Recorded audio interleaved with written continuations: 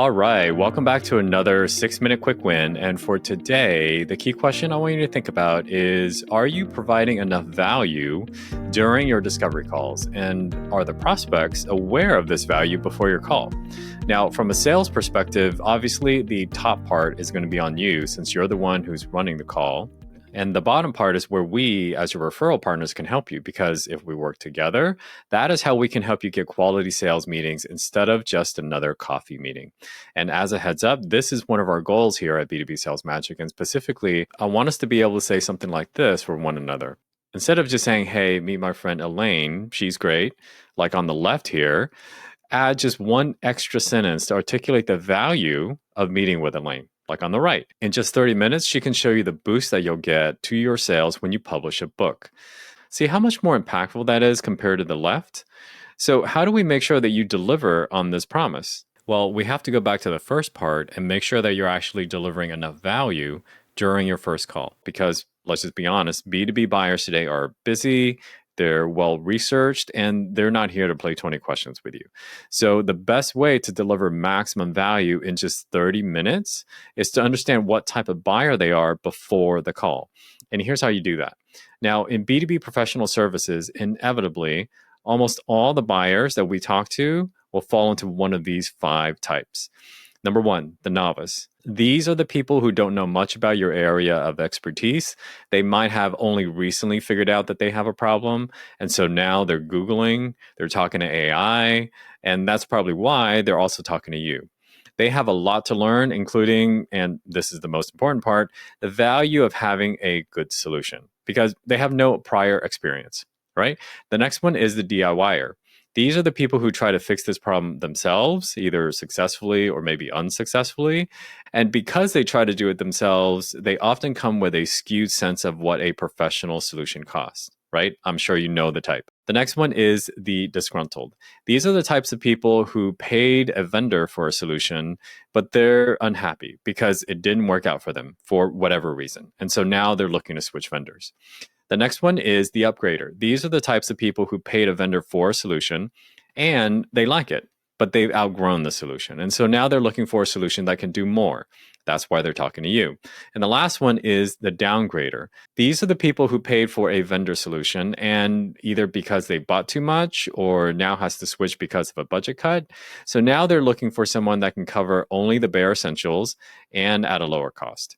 Now, as you can probably tell, these 5, their objectives for talking to you are very different. And so if you can figure out which one of these buyers they are before your discovery call, you can tailor your presentation to them instead of going through a generic one-size-fits-all sales deck. For example, with these 2, you're most likely going to face trust issues and everything that comes with that. Because think about it, they've never paid for a professional solution in your specialty before. They have no prior experience and they have no idea what it's going to be like to work with a professional like you. So knowing that ahead of time, you can be prepared at the discovery call to help make them feel at ease. Or with these 4, you're going to be facing an incumbent solution. And we all know unseating an incumbent is hard. So knowing what type of incumbent you're dealing with and knowing how they feel about that incumbent before your discovery call is going to be super helpful for you, because then you can be prepared with slides like this, a direct comparison between their current state versus the future state with you. Like if they're using Excel today, this is what's missing with Excel. If they're using an intern today, this is what's missing by using an intern. And if they're using the firm across the town, this is what's missing with that other firm. That way, you're not talking in hypotheticals during your discovery call. You're speaking specifically to their current situation, and you're diagnosing exactly where all the gaps are with their current solution. And the best thing is, you're able to do this in meeting number 1, not 2, not 3, not 4, and within the first 30 minutes of that meeting. So, how do you get this information? Now, before I continue, I just want to remind you that if you're enjoying this lesson today, a perfect pairing to this lesson is a networking mastermind group. Because let's be honest, you only have so much reach by yourself. So imagine being in a group that can help you, motivate you, and most importantly, willing to open up their audience to you.